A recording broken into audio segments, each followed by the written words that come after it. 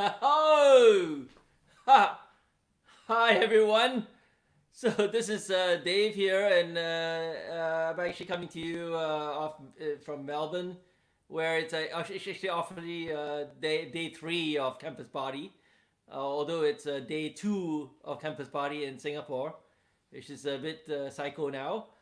Um, yeah, so I hope I'm not overdressed for today, and one of the most epic things that's happening in the world now is, besides this crazy COVID pandemic that we're in, is, like literally 3 months ago, this crazy guy, it always starts with crazy guys, right? It's like this crazy guy from Madrid called Paco, who happens to be the founder of Campus Party, sends me a SMS, right? And then like call me, and then the end result was like, shall we do this big huge global campus party event?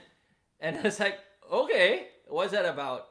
And incredibly, yesterday, today, and tomorrow we'll be having 31 countries come online on the internet with unbelievably 1,800 speakers talking about all the stuff A to Z. And tonight's pretty epic. We're coming to you via the internet, right? And guess who invented the internet? Well, there's definitely two of them, and two of them are going to be coming on in an hour's time. And the third is this guy who is mythologically invented the internet. It's Al Gore himself coming in with Sir Tim Berners-Lee and Vince Cerf. And so they're historically coming out with this one conversation between the three of them, the fathers of the internet. The session title is called Reboot the World. And I guess if you're talking about their views on what this crazy world will be after this craziness, which might be crazier. And inevitably we're talking about the internet. I mean, because like we wouldn't be here if not for these guys, right? So that's quite mind-blowing. So so we thought, like, let's try to have some fun, because these guys are pretty serious dudes coming on the internet in an hour's time, but thought we would inject our little Asia Pacific version into the fray. So so I kind of called two of my friends, and it's like, instead of having some funny serious conversation, I thought I would do something a bit more lighthearted. So we entitled this session, let's actually bring up the Inconvenient cartoonist number one. And he's no other than Gui Li Sui from Singapore. Gui, can you come on stage? Yeah. That's the Hey, guy there. So I'm here in Melbourne, and he's over there. Where are you, Gui? I am at home in Singapore. So welcome to my place. Dave, thanks for putting me at ease. I see a lot of stuffed toy behind you. You have definitely way more than I have right now. Well, you're stay at home and isolated, so you get a bit psycho, right? I mean, if you look at my little internet modem there, he's getting, I don't know who's getting more psycho. Yeah. What's that behind you? That's up right. This is the kind of like giant poster of the cover of my first published graphic novel that was republished actually recently, 2013, but it was first out in 1993, so it was easily So Singapore's if it's first. 2013 and you say it's recent, you're sort of dating yourself, aren't you, Gui? No. The book itself came out in 1993. I mean, it's considered Singapore's first long form graphic novel in English. And this version was the 20th anniversary. As you can see here, it says that 20th anniversary edition. So this one came out, and the publisher was quite happy to make a blown up cover for me. So I kind of stick it up behind. Mhm. What have you been up to these days? Well, nothing much really. I mean, you know how it is now with this COVID and all, and like, well, we kind of like lose projects here and there. So I kind of take the chance to edit my poems. I do write poems as well. I've been publishing poetry for a while. Actually, after this book in 1993 didn't do well, I decided, heck it, I'm going to become a poet. And so I've been publishing poetry since. And so I've been editing for the next volume to come out. And so that's taken me a while. And in the meantime, I think various people have been helpful. Basically, they've given me what in Singlish or Singapore's English we say lobang. Lobang means a hole, an opportunity. And so, I mean, I've been given various opportunities to do things that would not have happened if not for COVID.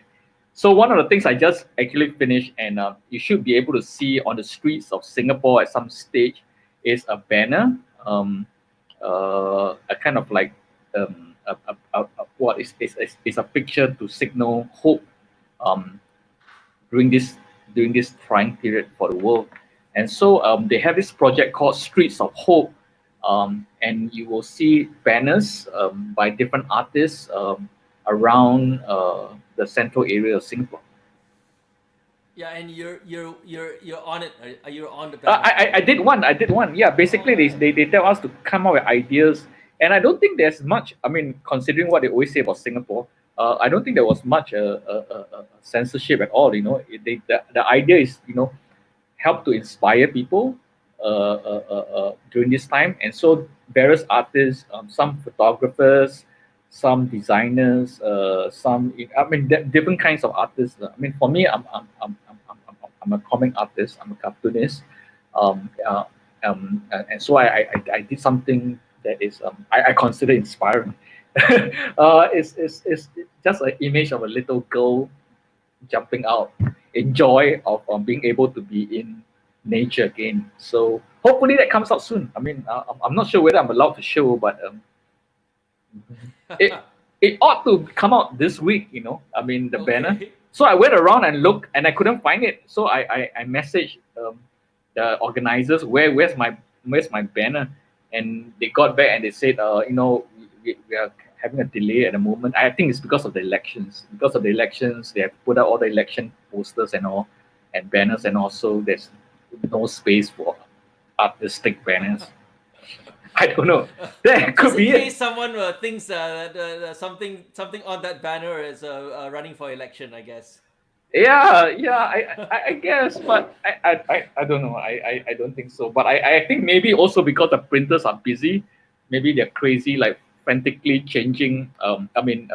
Reprinting banners because of a change of candidates, or I don't know what other things they may have run into. So that could be an issue. Yeah. Yeah. What have you brought anything for us to show us today? Yeah. I don't know. I mean, okay. Colin's gonna come in at some point, but the thing about Colin and I is that I mean, I'm not sure, Dave, you know this at all. We were actually schoolmates. We are not in Oh, the same. really? Yeah, yeah. We were not in the same uh, class. Right? We're kind of one class apart. In Anglo Chinese school where both of us went to. Um, there are like a range of aptitude levels all the way from A to K or L or M. That I was originally from the back end, and I think I did pretty well enough to be moved up to the front end, whereas Colin has been in the front all along. So, but we're not in the same class. But he and I both were known for cartooning since middle school days. So we have been doing that. So you didn't know this at all, right? Because we don't really move No. in. Yeah, we don't move in similar circles. We do vaguely similar things. He and I do cartoons, and both of us also love Singlish. we write books on Singlish. So I mean, in a way, we are not really in each other's orbit, but roughly having the same kind of very ACS related interests. So yeah, I mean, one of my first gigs as a cartoonist was a paid job for the school's 100th anniversary school magazine, and the job came to me because they didn't want to get Colin. Yeah, because Okay, you're gonna Colin ask was him that when he comes on. yeah. It's true. It's true because Colin was too popular then. He was too popular. He was doing stuff for various people, and they thought they wanted to try somebody that is relatively unknown, and they found me lah. So that's it. So I think we move in different circles. Colin also later on, if you know the cartooning scene in Singapore, he went on to draw for the newspapers, for New Paper, I think, and I'm not sure where else. But he has done strips for the newspapers until the mid '90s, and that's when he stopped. Whereas for me, I was doing it differently. I was doing it more for organization. I mean, student organizations, and for Methodist Church of Singapore. At some point, it's kind of You stopped. guys were Yeah, actually, well, you guys were in the same school, but were you actually in the same year? yeah, we are in the same year. Wow. We were in the same year. I Right. mean, So there's like yeah, maybe like 150 kids or something, and then you were one of yeah, them. yeah, yeah. 150 Exactly. or Yeah, yeah. something. And Colin is more like a Wow. drama person. I'm going to say all these things before he comes in, so that Yeah. Take he the has to defend advantage of himself. that. I remember he was like in plays in Julius Caesar and all that. He does those kind of he did those all that kind of stuff. Whereas I'm So just being this is almost like one of that that famous Oxford photograph where there are two guys being circled, right, and one of them is Mr. Bean and the other one's like Tony Blair or something, right? yeah, something like this. Yeah. So So what? I I'm guess Mr. you Bean. don't have I'm this Mr. Bean. I'm you, Mr. you Bean. you should dig up these photographs, and it's pretty epic in that sense. I'm not sure whether we have photographs together though. Even I though, mean, at least have mm, the same year and same period, and you can always stitch them yeah, together. But was there yeah. anyone else that was like became quite well known in Singapore from your year? In ACS, well, I'm not sure. I don't, not exactly my year, I guess. Okay. Mm. Um, but yeah, I mean, let me show you what I was doing while Colin was doing his own comic strip for the papers. I was doing cartoons for the Methodist Message, um, and they are supposed to be kind of like reflective. I mean, hang on, um, a bit reflective and weird because I was quite influenced by the East European style at the time. And mind you, at the time it was still very much under communism. Share screen. Let's see this one. Yeah. So this was something I experimented at the time. It's can you see the full page? Not yet. Oh, not yet. No, I'm already sharing. Let's see. No. Share. Share. Is someone named Murphy in Ah, this okay. group? Yep. Can you see it now? No. No. Okay. Let me stop sharing again. Share. Screen.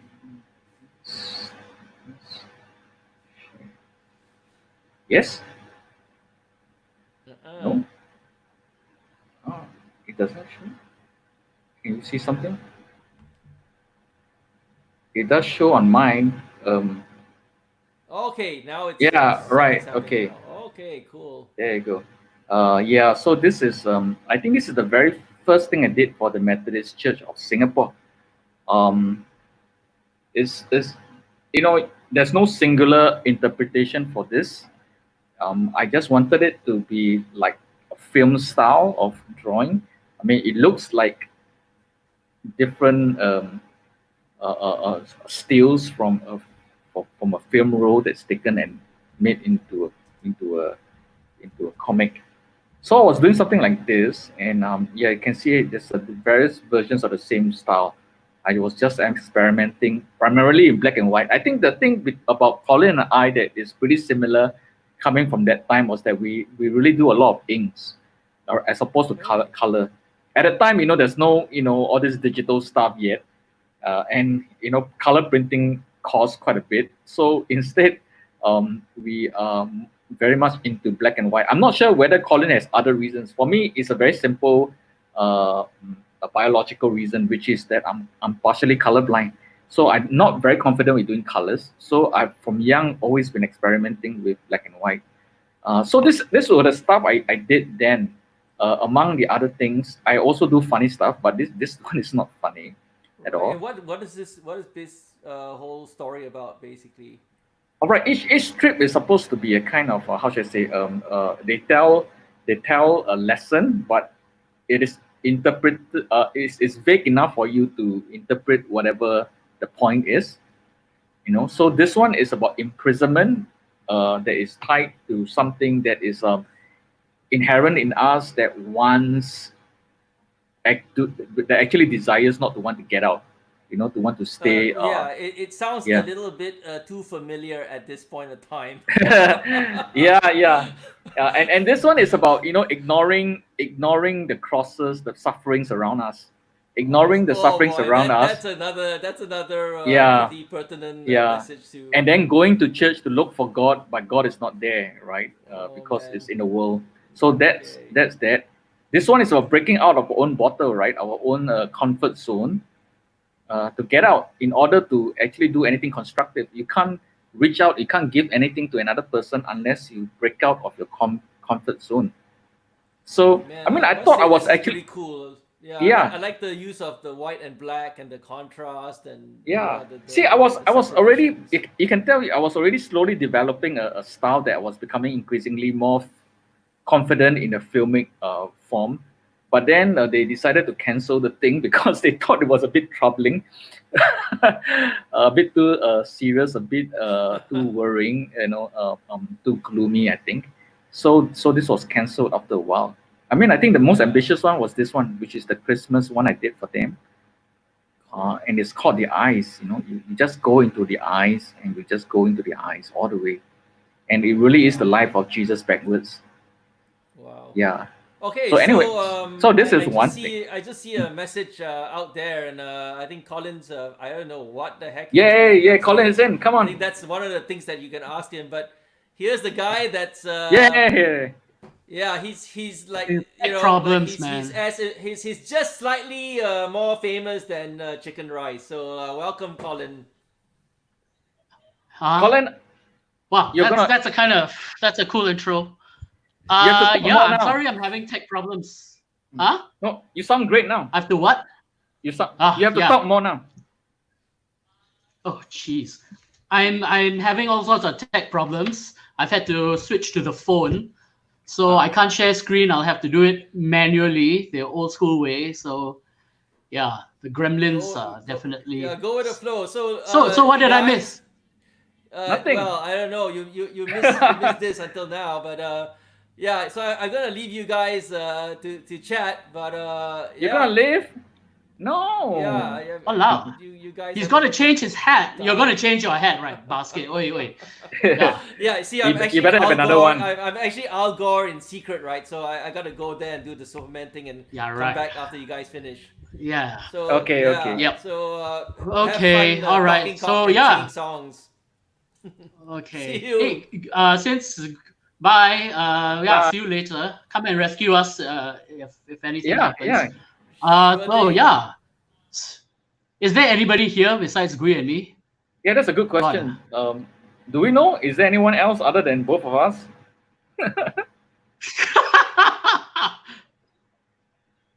Yeah. Are we- Hey, if you're out there, and you're lurking and stuff, just leave a message on the chat. Okay, So, yep, there's like, one. we know. If not, Gui and I will just Talk rubbish. wow, we'll talk absolute rubbish because I'm we not sure haven't what actually you- seen each other a lot. I'm not sure what you realize, Huh? Colin. I mean, I've been talking a lot about you just now when you were not in. When I was not in. Yeah. Wow. What are you saying? So I was. Is everybody who's what? Dave didn't know Is that we everybody used to here be from Singapore? schoolmates. Classmates, schoolmates? Yeah. Oh, then We were in Elsie Lake okay. Is is anybody from Singapore. Oh, hi. Okay. Yeah, I'm just curious how many of you are from Singapore, because then we might have to moderate our language so that we are intelligible to the audience. So I see somebody is here. Okay, besides Jalen and Bryce. Hi Bryce, you're from Campus Party Support, so I guess you know, you're part of the crew. Anyone else out there, just leave a message on the chat. The another one, Look at the Hero comments. Bolt. Yeah. Mm. Okay, hey. Okay, LC, Hi, Mac hi. Marketer, Are we seeing the same screen? fellow ATSN, Hero Bolt. I think so. Vivian. Hey, hi Vivian. Wow, You see, long time no see. You're not saying hi to the same people Okay. I'm seeing at the moment. Really? Yeah. Cool. I'm seeing this guy say Hero Bolt. Now I see Rachel live. Do you see that? Yes, so not from Okay. SG, but completely understands English. Okay, Yeah. Okay, very good. Okay. Yeah, I Okay, was just telling that's great. Dave that also, I mean, other than cartooning, we are both into Singlish. So, and ACS, we Yeah. totally caught him by surprise. He didn't know that we used to be schoolmates. We don't really. Yeah, we did. Yeah, we didn't really hang out a lot back in school, right? No, we don't. We're not in the same kind we of went. circles, right? You're with the kind Yeah of lah, arty-farty because you people are lah. I'm not with the arty-farty people. I Yeah was the lah, people come who on lah, ate. you were, man. Okay? You were in we went the to eat a drama lot. club, drama club. What else? Debate team. Walao. What else? Yes, I don't know what else. back in the day. Yeah, I was in the boys' brigade. Yeah. Come on, man. We just kind of spent all the time marching up and down on weekends. That's That was true. my weekend. I never got that. Neither did I. I mean, after all this time, I kind of realized that. Boys Brigade, even in JC. Yeah, No, yeah. right? Even in JC, I mean, secondary school JC. Wow. Yeah, JC. I had to go back like on Saturdays as well to do all this stuff. Wow, Yeah. that's sad, man. Wow. So anyway, sorry I missed I was really hoping to watch your deck, and I'm sorry I missed it. And I'm also sorry to everyone out here because of for some reason I can only display portrait to you. I can't show landscape. You can show your book. Well, let me go to. Maybe I have to show my deck directly. Okay, so I'm going to flip over. Can you all see? Yeah. What is it? Cannot. It's upside down. It's upside down. Huh? Hang on. What is it? Let me switch to the. Hang on. All right. Okay. BB days. Yeah, me too. Great. What was it about? Now thinking back, I don't know. I feel like those days were fun. It's like pre-NS days, right? It's like NS even before you knew it. I ended up signing up for like what 6 years of NS before I got national service because of the boys' brigade. Maybe that's why you. So I guess you had some experience before you went in, not like me. Yeah, but it's not. That was a bit it's not fun at all. Wow, you actually did some work for today's show. Wow, I actually didn't show I just pulled out this. I just thought. I just wanted to show this. This was actually my very first printed cartoon. And it was the beginning of the end. It was also my very first brush with censorship. I don't know how much of you all out there can see it. But the panel on the page the page on the left. So I entered this when I was in JC1. Okay. To the Straits Times cartooning contest.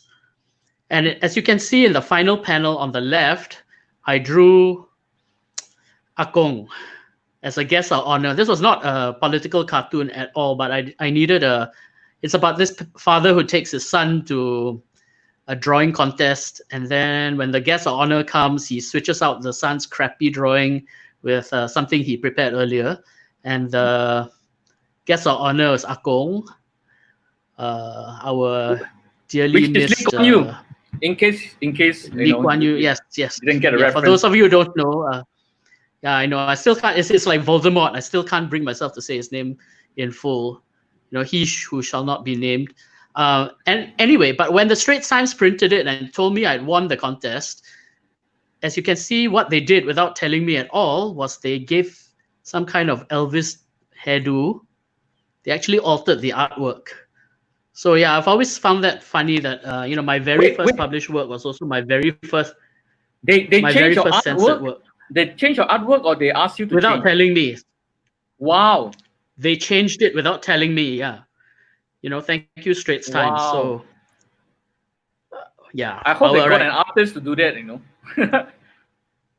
It's probably just somebody in the art department, or who knows. I have no idea. It doesn't take much skill to just draw curly whirlies on the fella. Yeah, But I was very seeing shocked because I opened the paper. I flipped open the paper and it was not my drawing. So anyway, yeah, that was, I thought it was kind of fun to share that. And that's what led me on to get all these. After that, they gave me a daily strip. So I guess, okay, maybe it was a consolation. And so I started doing that in the new paper. Yeah, it was penance.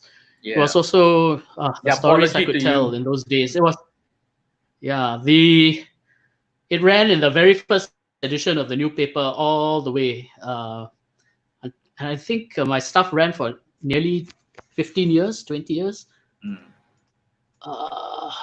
Yeah. When do you actually I chose this one for you.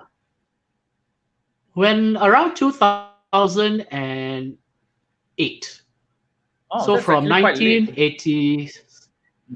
Yes. So yeah.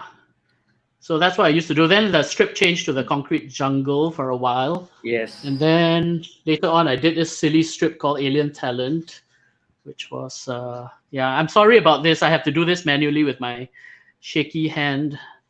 By that time, they were ready to can me already because I was getting a little too naughty. There's this character called the Civil Surfer. Anyway, I was also, then there's another weird generation of people who know me for doing the last page of 8 days, back when, yes, this is correct, kids, 8 days used to be printed and not just online. So I used to do stuff like that. Just in case you're wondering what cartoonists do. Then I did a couple of books with Tan Chit Ming, which was a lot of fun. And then, but I think most people know me for talkingcock.com, which, hello? Colin, I'm sorry to interrupt you, but your image is rotated. It's so. Oh, it is? Can you? Yeah. Does this work? Yes, yeah, it's better. Yeah, thank you. And you can probably share your website later screen as well. Yeah. Yeah. So anyway, that's the other thing. That's the other thing I was known for after going through all that crap. Some of you may remember it, and Gui and I, we have a history with Singlish. This thing appeared in 2002. And my great claim to fame is it's still selling. Every year. It's quite crazy. The claim to fame then was that the U.S. Singapore free trade negotiation team actually had a copy on their table right there. I wish I could update it, but I just don't have the time. So, Gui, the Singlish baton is passed to you. I wish to pass to someone else. At some point, right? So lots of need a new generation. Yeah, and I got tired. I mean, we did this for about 10. Talking Cock was around for about 10 years. I think we were quite early in doing. This was before social media, and this was mostly fake news. So yes, and we did stupid things like this. Some of you will not remember this. I guess the younger ones. The Straits Times actually reproduced this without any credit. So I'm quite used to them massacring my work without pay. And so then that's pretty much, oops. So yeah, there we go. Close the program. Anyway, so any question, anybody has questions out there? Mac Marketer says, wow, Aming, memories, love those strips. Yeah, I remember that actually the most. The Aming, the animal strips. Yeah. I actually had a lot of fun doing it. It was crazy because I was doing it. I remember stopping Orchard Road, but starting to do all the concrete jungle when I entered the army. So I was actually doing it during BMT, during breakout, during book out, which was a bit mad. Okay, let's see whether anybody else has questions.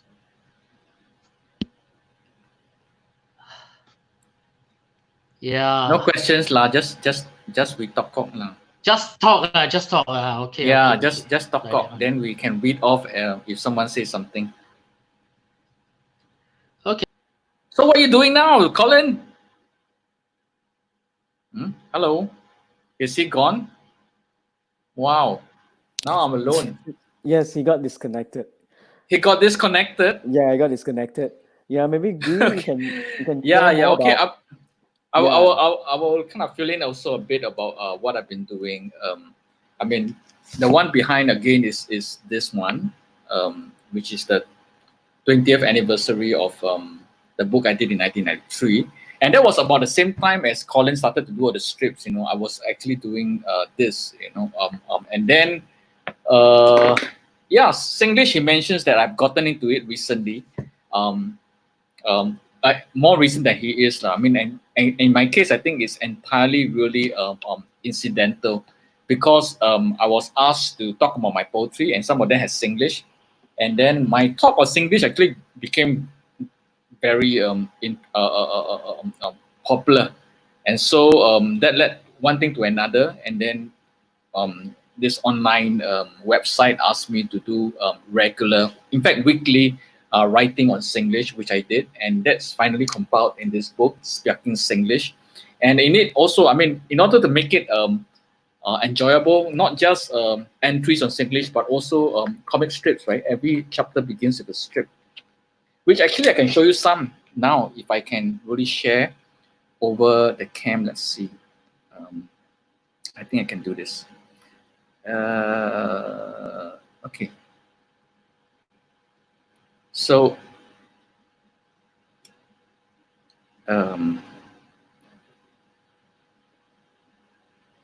yeah, this would be like some of the stuff I'm doing. I wonder whether you can see this.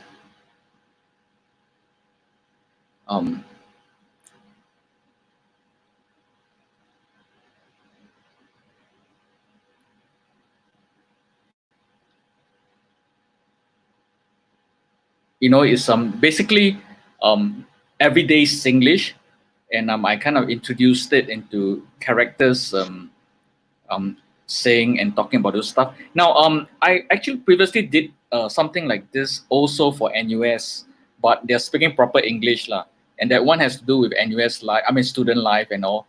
And that series was quite popular with NUS, so it went into reprint a few times with their their kind of guidebook for undergrad called, I think I can't remember what it's called now, but it went on for what 10 editions before it kind of disappeared. So I'm not sure where those are now. I mean, that definitely was pre-internet days, and things weren't really scanned in. I have to go dig out, boxes of stuff that I've kind of hid away in order to find them again. But this is stuff I can find and scan.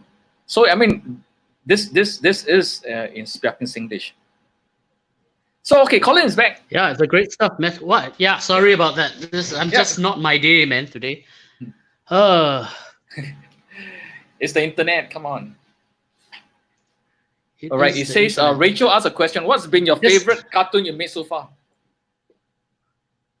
Favorite cartoon. Let me Yeah. actually the cartoon I've Hmm. drawn actually is this it's this one, which is I did this back in 2006, Hmm. which is less well known but important moments on our path to nationhood. And there are these two fishes sitting with a marriage counselor, and the marriage counselor is saying, "So, Mrs. Fish, you admit to your affair with whom did you say it was with again?"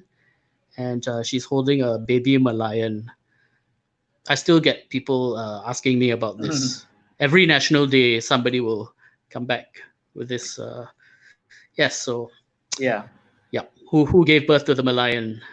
At some point, some interspecies romance had to be done. So yeah, I guess that one crops up a lot. For me, I think it's. I mean, the more recent things may not be as memorable for me now, because I think I'm too close to it. Right. I'm not sure whether Colin feels the way. Sure. For me, the older things somehow, sometimes they haunt your memories. And they come out and it's like, oh, I remember how I was when I did what I was thinking, how innocent I was when I did that. And so, I mean, I remembered when I was doing like NUS magazine called The Rich, which is the undergrad magazine, and we were part of a team. I think many of them are still my Facebook friends. And so I did cartoons for them. I started a series, a strip called Woodbridge, play on the word, on the name Woodbridge. And so let me show you a few of those. And the one that I actually like, this is, I mean, I couldn't find a lot of this anymore, but this is one that I found. This is one that I found. It's tied to the lunar calendar. As you can see, the quality of the scan isn't very good anymore. About how the dinosaur went missing. But I think the one that people did ask me a lot because they remember it as the first time they saw the image of the spitting Malayan was this one. Let me get it up.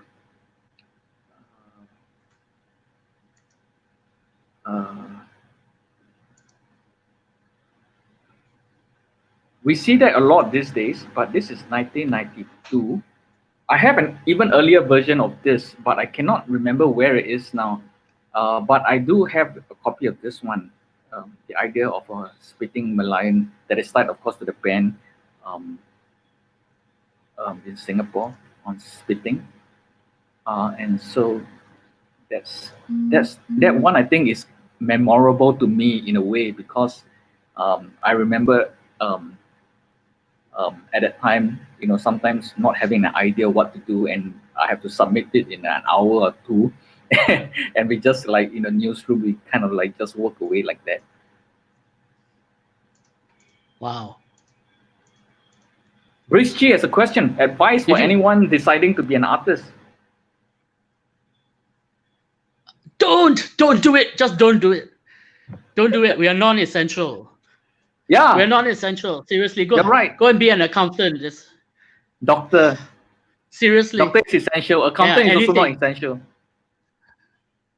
I don't know about that, man.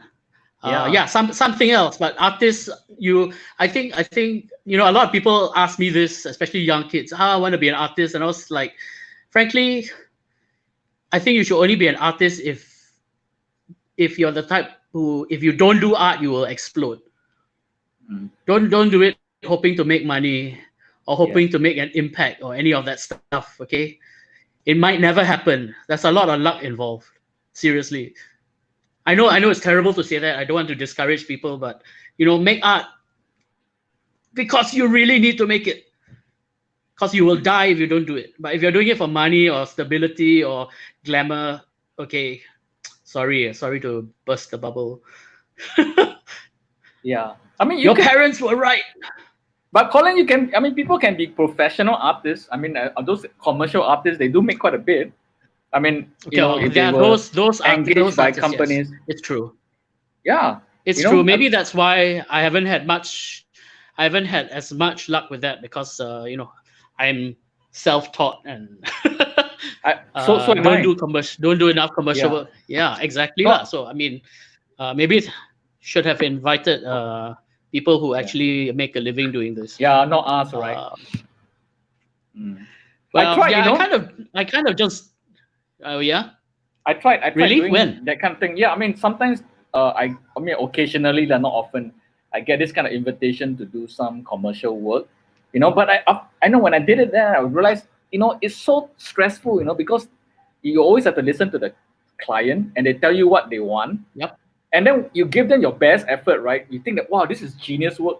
And then they say, no, not really. This, we don't want this, we don't want that. And after that, kind of, oh shit, what they just got myself into.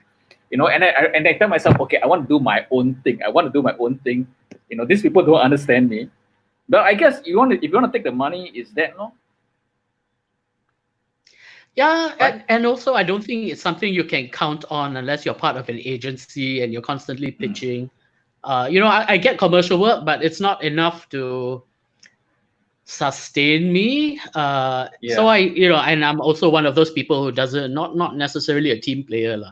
So I started doing all kind, and I'm very itchy backside. I like to do other right? crap. Gotcha. Well, I would say chocho, but sometimes you have to do what you want to do. So that's when I also decided out of nowhere to decide to go into movie making. Make a movie. Make a movie. So yeah, I did all this crazy stuff. That's Neil Humphreys, by the way, acting as Raffles in Talking Cock the movie, my very first and very bad first film. So yeah, he had just come to Singapore actually, and I thought it was quite fun to sabo him by making him play Raffles. And that's next to him is David Bottomley, who was then with the BBC. So yeah, that was quite fun, and doing all kinds of crap lah. This actually got me into a lot of trouble. Because of this scene, I became the first filmmaker ever to have to argue in front of the Combined Appeals Committee of the Board of Film Censors. What happened? But that's a story I'll save. What was? Huh? Tell us what was the issue they had with it?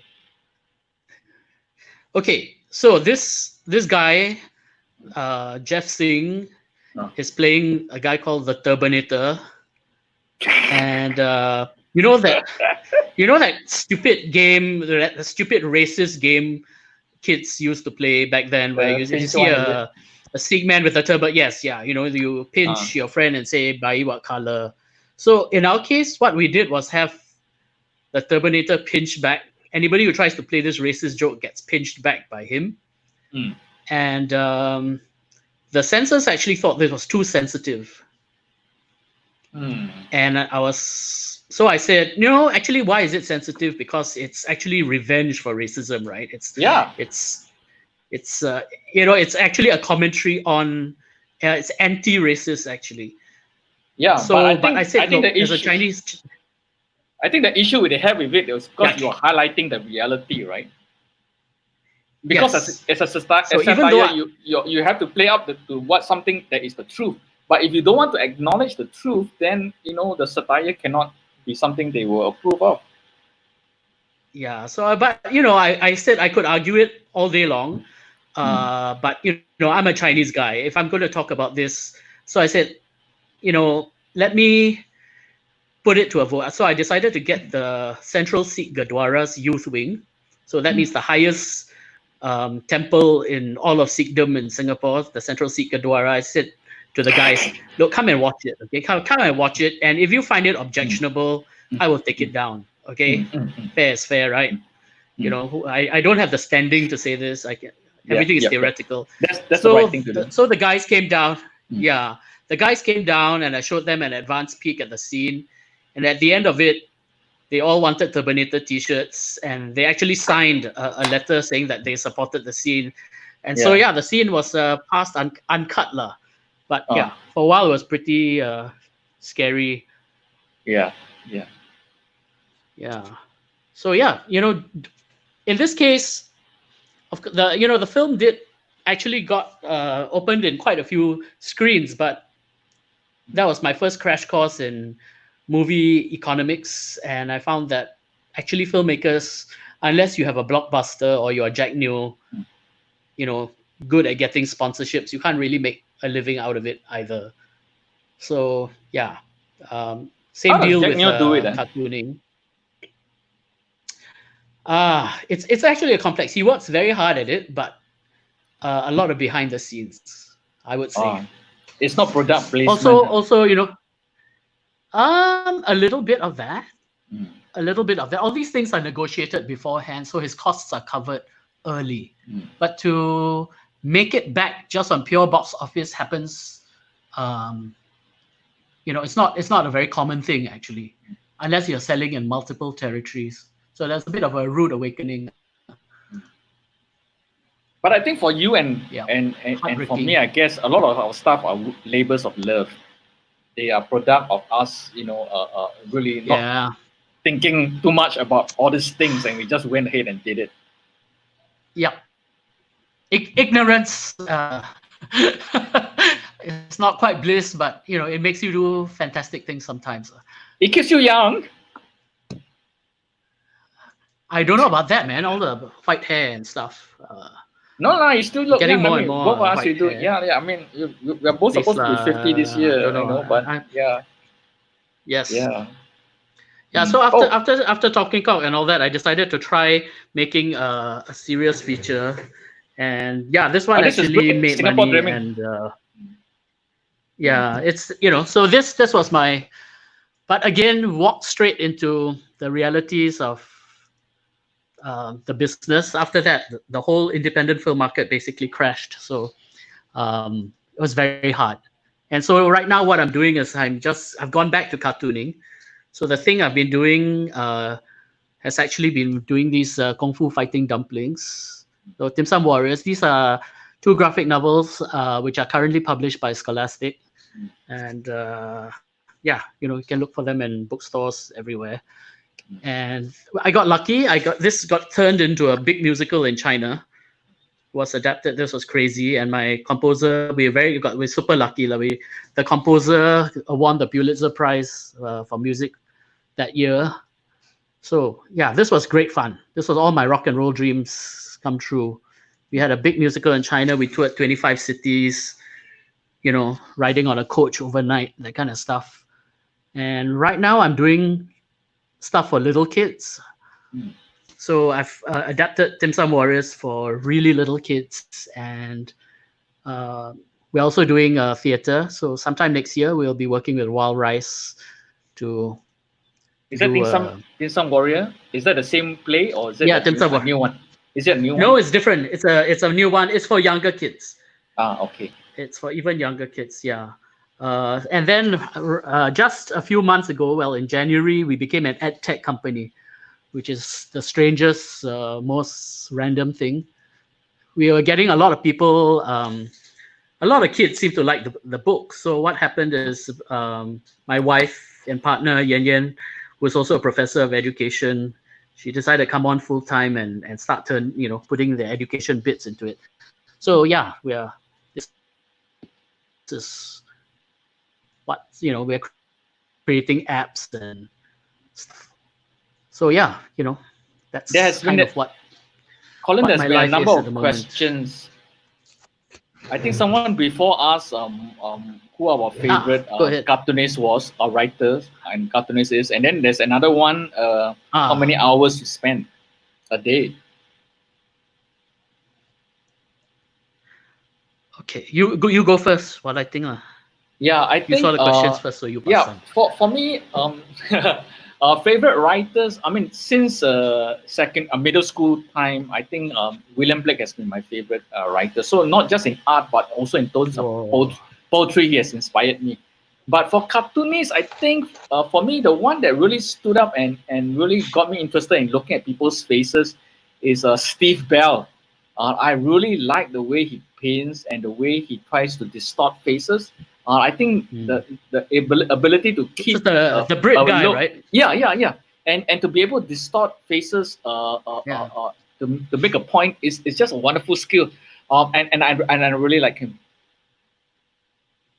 And how many hours I spent a day? Actually, not much. I mean, I'm not that disciplined. I very lazy one. I like to read books, read comics and all, and then when I have to do something, then I'll do it. For me, my favorite artist, I actually, when I was much younger, I really loved Lat. Lat to me was like, this the kind of stuff I wanted to do. Yes. Yeah.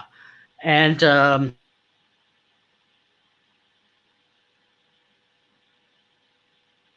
oh no, has he gone off again? Colin, we cannot hear you. Colin, cannot hear you. Sorry. Can you hear me now? Yeah. Okay, yeah. So, yeah, Okay. Robert Crumb is somebody whose work I really like. Yeah. Yeah. So, and it could be ugly and it's still kind of cool. That's what I liked about it. You can't be a cartoonist if you don't like ugliness. Actually, I think so. I think you're that cartoons in some way requires ugliness. It has to be a distortion of some kind. If not, you're a painter or a portrait painter, I guess. Yeah, exactly. Yeah. As for how many hours I don't nearly enough. I'm lucky if I get to sit down and even once a week, to be honest. Because now I'm running a startup. Oh, I'm back. Now that I'm running a startup, I have to do so many other things. I have to draft legal documents. I have to write copy and all sorts of agreements. So I wish I won the lottery and I could just sit there and draw. But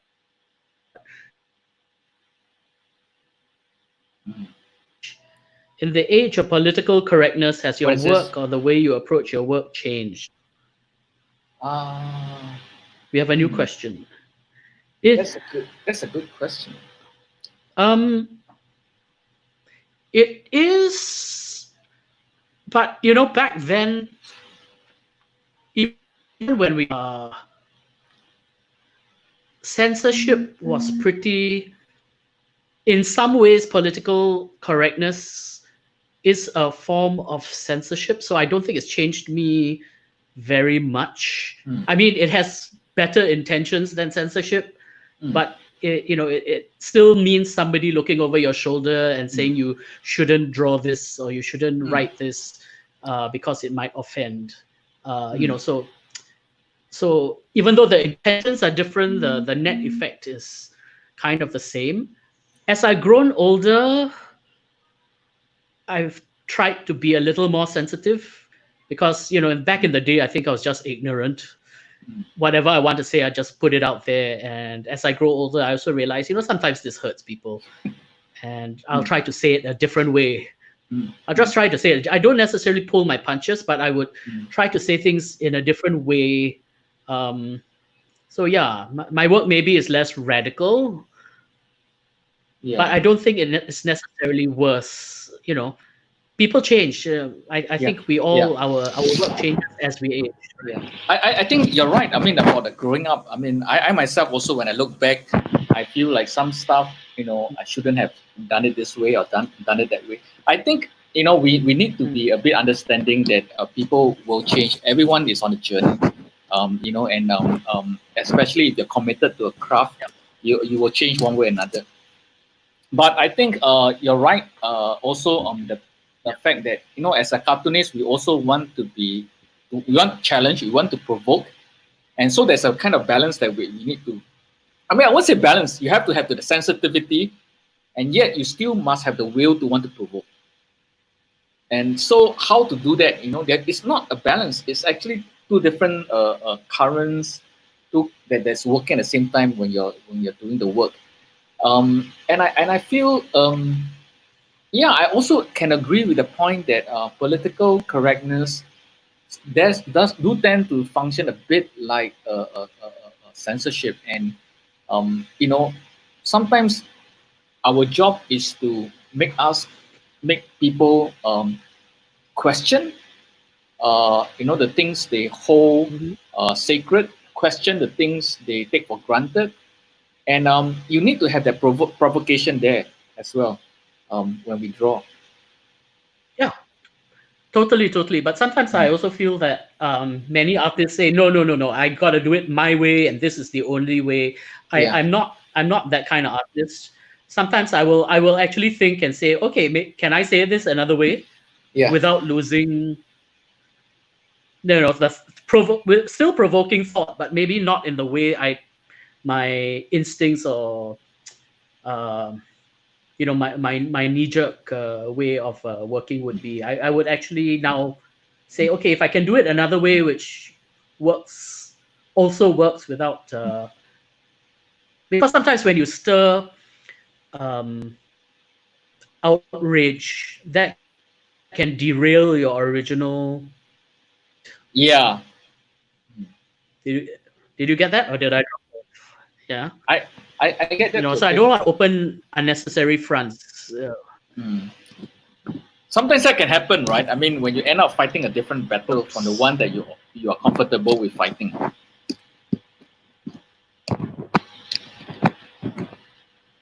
Sorry. Dave is asking, what was the light bulb moment for Tim?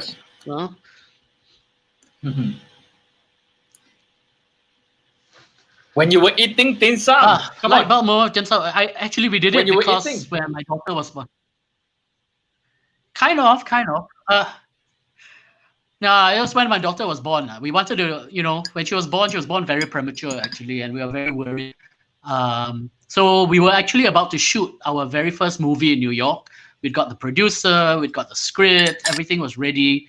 And then she came suddenly 2 months early.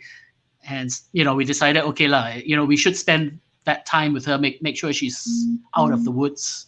And she's great now, but back then it was pretty hairy. But we still wanted to do something artistic, I guess, in the meantime. And the only thing so I decided, okay, let's do a comic. And what's a comic that we would like to do for our daughter? So my wife and I thought, okay, let's focus on what we loved growing up. And the consensus between us was we liked eating dim sum and watching kung fu movies. So that's how we came about with kung fu fighting dumplings, basically. Okay. Elsie, what would each of you do if you're not a cartoonist or author or cartoonist and filmmaker? Gui, what would you be? Is this our last question? Professor lah. No lah. I mean, I left that. I think it's one being institutional professor. I mean, I felt very, how should I put it? At the time when I was in it, it was not something that worked very well with my nature, because I think I'm a bit more free-willing than the job requires. I think that, yes, that could be a possibility. I could be an educator, but the job that I did before that I kind of enjoyed, I did it once, was a night watchman. I think a night watchman job is very good. I did for a short stint. It was yeah. Oh, it was, but I don't think I can try you. Yeah, but I can't do it now. I mean, these days, at night I kind of get tired and sleepy. But at that time when I was younger, it was pretty exciting, Yeah. Gosh, night watchman. I never would have figured, man. For me, I would probably have stuck with being a lawyer. I'm still haunted by that every day. Every time I meet my old friends, and all of them have such stable and comfortable lives, and but that's not you. Paychecks. Yeah, it's not me. I know that, but there are days when I'm like, maybe I don't know. I actually never intended to be a lawyer. I got into law because of cartooning, but that's a whole separate story. To protect yourself, is it? To know what kind of problems you might get into. Some publisher tried to screw me out of my copyright. Oh wow! Some big publisher. And how many are there? Yeah. So let me just say that to this day, I believe I'm still the only SPH cartoonist who still owns his copyright. So, but that's what led me to think, hey, maybe I need to start defending, the Yeah. stuff I make. Yeah. So Okay. yeah, and I guess that's our time, right? We have a time's Yeah, up. yeah, yeah. You have So, to go listen to Al Gore. yeah, we have to wrap. Hey, yeah, people go and listen to the father of the internet. Yeah. I have to say they are responsible. For Gui and I think we owe them our careers. We owe the internet, Totally. who have created the Totally. internet, right? But they also gave us a lot of like white hair and aggravation and heart problems and high blood Not pressure. me. Or still black. Yeah. Well, just look at this now, okay? So as far as I'm concerned, thank you, Al Gore and Tim Berners-Lee and Vince Yeah, Cerf, yeah, great people. but also grr, yeah. So yeah, tonight here in Singapore, it's election night, right? We're all waiting with bated breath. Not Actually, no, we sleeping. know the outcome. Yeah, We do. but, I'm still waiting. I'm still hoping against hope. But I don't think whatever happens, the outcome cannot be as bad as it was for Al Gore back in 2000. Yeah, So, that's true. yeah. It can't be as. Yeah. Hopefully, it's not as bad as 2015 for us as well. Please, come on. Let that be an anomaly. Well, anyway, so if you guys have more questions, I'm sure you can find us on our social media. Yeah. I'm both always on Gui Facebook. and I think I'm very happy. Yeah, That's my you name are. on Facebook. How do you find it? I don't know. I mean, it's So, I do it in different postures. Come and look. Come and look for us. I'm sorry we couldn't get to answer all your questions and spend enough time. But we are around. We are approachable, I think, most of the time, as long as we've had our coffee. And really happy to have spent this time. Thank you, Campus Party, for inviting us to talk up with you. Thank you. Thank you, everyone, for also the responses, for the questions. Please and donate to MSF. Yeah. To Médecins Sans Frontières, Doctors Without Borders. Please do the good thing. We may complain a lot about what is going on with us, but people have it a lot worse. So I'm also Please sign of growing donate old, to MSF. Yeah, and tag Campus Party. So I guess it's only left for us to hand it over to the global main stage with Al Gore and Tim Berners-Lee and Vince Cerf. And thank you, everyone. Good night. And thanks, everyone. Good luck. Good night. Bye-bye.